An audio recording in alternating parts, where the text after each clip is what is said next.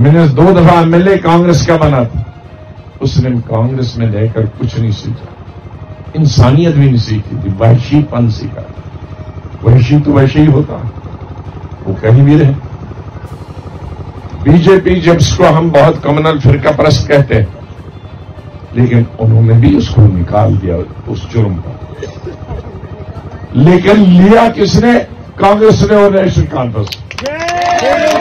आज का हमारा विशेष वीडियो जम्मू कश्मीर की राजनीति पर केंद्रित है, जहां हम गुलाम नबी आजाद की हालिया टिप्पणियों और उनके राजनीतिक निहितार्थों पर चर्चा करेंगे। आजाद ने अपनी पूर्व पार्टी कांग्रेस और भारतीय जनता पार्टी के बीच संभवित गुप्त संबंधों की ओर इशारा किया है, जो राजनीतिक गलियारों में चर्चा का विषय बन गया है। ऐसे में क्या गुलाम नबी आजाद की टिप्पणियां कांग्रेस के भीतरी असंतोष का संकेत देती हैं? आजाद के आरोपों में कितनी सच्चाई हो सकती है और इसका आगामी चुनावों पर क्या प्रभाव पड़ सकता है? और जम्मू कश्मीर की राजनीति में धारा 370 के निरस्तीकरण के बाद आए परिवर्तनों का विश्लेषण कैसे किया जा सकता है? आज हम इन्हीं सब मुद्दों और सवालों पर चर्चा करेंगे।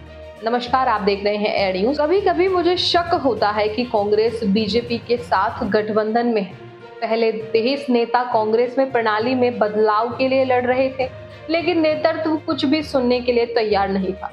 जब मुद्दे उठाए गए तो उन्होंने कहा कि वे बीजेपी की भाषा में बात कर रहे हैं। कभी कभी मुझे लगता है कि कांग्रेस स्वयं बीजेपी को जिताना चाहते हैं। गुलाम नबी आजाद ने बताया, आजाद के कांग्रेस पार्टी के भीतर की आंतरिक असंतोष को उजागर किया, जिसमें 23 नेताओं के बीच संगठन में सुधार की मांग उल्लेख किया। उन्होंने पार्टी के नेतृत्व की आलोचना की, जिन्होंने इन चिंताओं को खारिज कर दिया और उनकी शिकायतों को बीजेपी की कथा के साथ समंजित किया।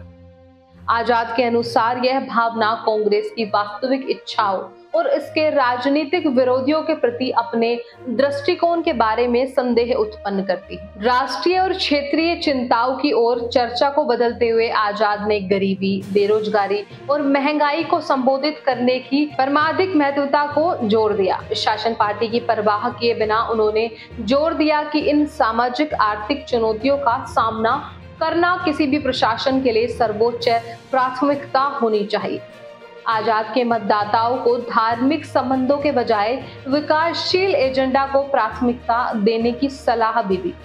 डोडा में एक सार्वजनिक सभा में बोलते हुए उन्होंने एक ऐसे माहौल को बढ़ावा देने की महत्वता को जोर दिया जहां राजनीतिक चर्चा प्रगति और समावेशी विकास पर केंद्रित हो, न कि विभाजनकारी वाणी पर। हालांकि कश्मीर में अशांति का इतिहास लंबा और जटिल है। इसके पीछे कई कारण हैं, जिनमें सीमा विवाद, धार्मिक और सांस्कृतिक मतभेद और राजनीतिक अस्थिरता शामिल है। आजाद ने इस अशांति को बढ़ाने के लिए सभी राजनीतिक दलों सहित अलगाववादी समूहों की आलोचना की। उन्होंने जीवनों की हानि और क्षेत्र में नेताओं के पलायन का शोक व्यक्त किया, जो अशांति भड़काने के बाद हुआ।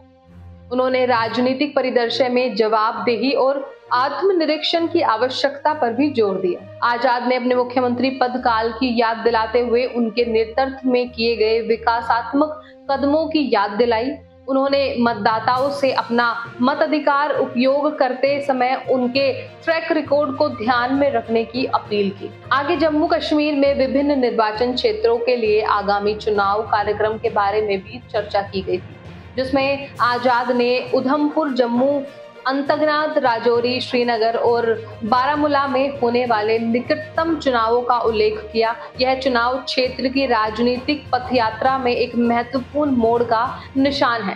धारा 370 को निरस्त करने और संघ शासित प्रदेशों में विभाजन के बाद धारा 370 को रद्द करने और पूर्व राज्य को पुनर्गठित करने के निर्णय के बाद जम्मू कश्मीर की चुनावी गतिविधियों में काफी परिवर्तन हुए हैं।